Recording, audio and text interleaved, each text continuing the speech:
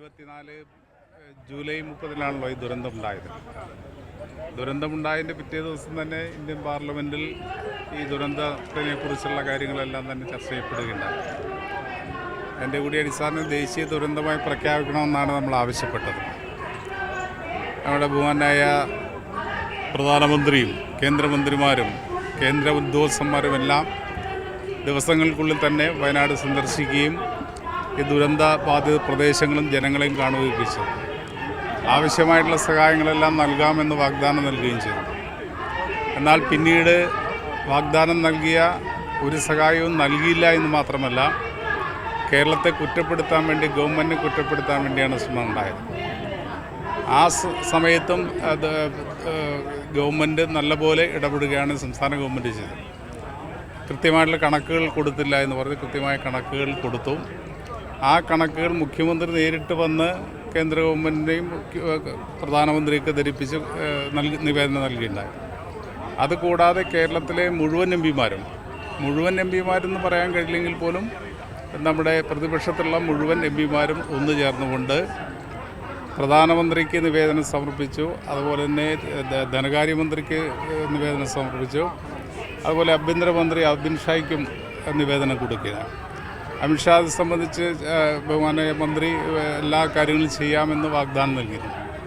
പക്ഷേ പിന്നീടെല്ലാം സംഭവിച്ചത് എങ്ങനെ കേരളത്തെ സഹായിക്കാതിരിക്കാനുള്ള നയം രൂപീകരിക്കണമെന്നാണ്.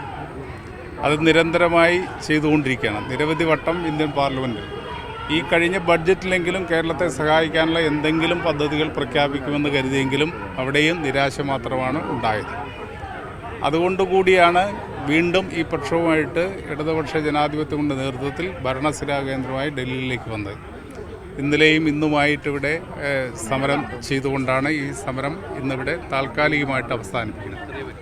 കേവലം കേരളത്തിലെ ജനങ്ങളുടെ ആവശ്യം മാത്രമല്ല, എല്ലാ സംഘടനകളും സഹായിക്കുകയുണ്ടായി. എല്ലാ കർഷക സംഘടനകൾ, ട്രേഡ് യൂണിയൻ സംഘടനകൾ, വിദ്യാർത്ഥി സംഘടനകൾ, യുവജന സംഘടനകൾ, വിവിധ പാർട്ടികളിലുള്ള ആളുകളെല്ലാം തന്നെ കേരളത്തോട് കാണിക്കുന്ന ഒരു ഡിസ്ക്രിമിനേഷനാണ് എന്ന് തിരിച്ചറിയുന്ന എല്ലാ ജനവിഭാഗങ്ങളും ഈ സമരത്തെ സപ്പോർട്ട് ചെയ്യുന്ന കാഴ്ചയാണ് കാണുന്നത്. തീർച്ചയായിട്ടും ഇനിയും കേന്ദ്ര ഗവൺമെൻറ്റിനെ സമീപിക്കാൻ തന്നെയാണ് തീരുമാനിക്കുന്നത്.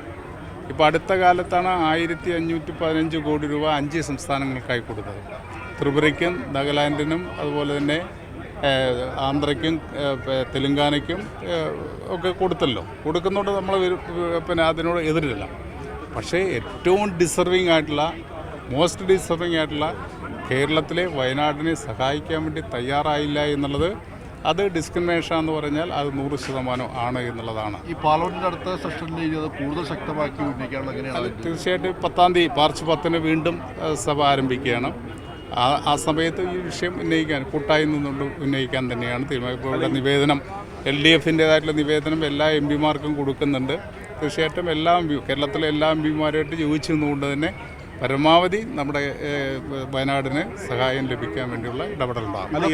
അവസാനിപ്പിച്ചതേ ഒരു കൂട്ടായ സമരം എന്ന രീതിയിലാണ്. പക്ഷേ ഈ സമരത്തിൽ 2 ദിവസവും നമ്മൾ ഉയർന്നു കേട്ടത് പ്രിയങ്ക ഗാന്ധി ആഡംബര ഹോട്ടലിലൊക്കെ താമസിക്കുന്നു, അതുപോലെ പ്രിയങ്ക ഗാന്ധി ആക്രമിച്ചുള്ള മുദ്രാവാക്യങ്ങളായിരുന്നു കൂടുതൽ ഉയർന്നത്.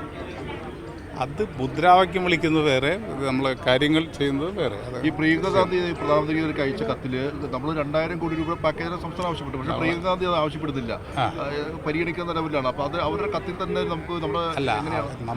ഞാൻ ഇടതുപക്ഷ ജനാധിപത്യം ഈ കാര്യത്തിൽ എടുക്കുന്ന സമീപനം എല്ലാവരെയും യോജിപ്പിച്ചു കൊണ്ടുപോകുക എന്നുള്ളതാണ്. അതാണ് നമ്മൾ പാർലമെൻറ്റിൽ ഇതുവരെ സ്വീകരിച്ച ഒരു നിലപാട്. പാർലമെൻറ്റിൽ സ്വീകരിക്കുന്ന നിലപാട് മറ്റ് രാഷ്ട്രീയ കാര്യങ്ങൾ വേറെ ചർച്ച ചെയ്യും. MP എന്ന നിലയിൽ പ്രിയങ്ക ഗാന്ധിയുടെ ഒരു കേരളത്തിലുള്ള വയനാട്ടിലുള്ള ശബ്ദം എത്രത്തോളമാണ്, എങ്ങനെയാണ് അതിൻ്റെ ഒരു? അതൊന്നും നമ്മളല്ലല്ലോ വിലയിരുത്തേണ്ടത്. അതൊന്നും അങ്ങനെ പറയേണ്ട കാര്യമില്ല. ഇത് വ്യക്തിപരമായിട്ടുള്ള പ്രശ്നമല്ല. ഇത് കേരളത്തിന് അർഹതപ്പെട്ട, അല്ലെങ്കിൽ ദുരന്തമുണ്ടാകുമ്പോൾ ആ പ്രദേശത്ത് ജനങ്ങൾക്ക് അർഹതപ്പെട്ട കാര്യങ്ങൾ ചെയ്യുന്നില്ല. നാഷണൽ ഡിസാസ്റ്റർ മാനേജ്മെൻറ്റ് ഫണ്ടിൽ നിന്നും നമ്മുടെ സ്റ്റേറ്റിലേക്ക് സഹായിക്കേണ്ട ബാധ്യത കേന്ദ്ര ഗവൺമെൻറ്റിനല്ലേ. ഏതെങ്കിലും ഒരു വ്യക്തിയെ കുറ്റം പറയില്ല. ഒരു ഫെഡറൽ സംവിധാനം നിലനിൽക്കുന്ന സ്റ്റേറ്റല്ലേ. അപ്പം ഞാനിപ്പോൾ വരുന്നത് 1 നേഷൻ 1 ഇലക്ഷൻ എന്ന് പറയുന്ന സംവിധാനം ഉണ്ടാക്കാൻ വേണ്ടിയുള്ള ശ്രമത്തിൻ്റെ ഭാഗമായിട്ട് JPC മീറ്റിങ്ങിലാണ്. അപ്പോൾ അവിടെ അങ്ങനെ ഫെഡറൽ സംവിധാനം നിലനിർത്തുന്നതാണ് നമ്മളോട് എല്ലാം വാദിക്കുന്നത്. ആ ഫെഡറൽ സംവിധാനം അതേതെങ്കിലും ഔദാര്യമായിട്ട് കിട്ടുന്നതല്ല, കാലിൽ മുട്ടിലെറിഞ്ഞ് വന്ന് കിട്ടേണ്ടതല്ല. അത് കേരളത്തിന് അല്ലെങ്കിൽ ഓരോ പ്രദേശത്തിനും അർഹതപ്പെട്ട കാര്യമാണ്. ആ അർഹതപ്പെട്ട കാര്യം നൽകാൻ വേണ്ടി, അല്ലെങ്കിൽ നമ്മളെന്തെങ്കിലും വേറെ ഭിക്ഷാടനത്തിനല്ല വരുന്നത്.